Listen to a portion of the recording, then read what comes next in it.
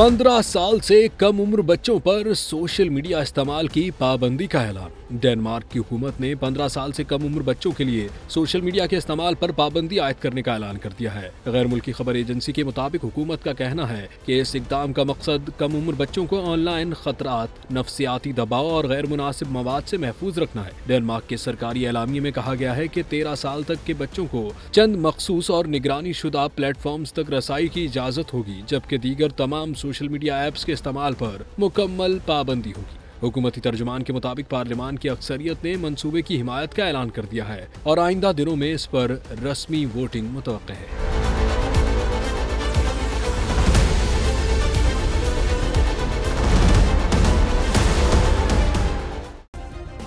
Subscribe करें और bell दबाएं ताकि कोई खबर रह न जाए।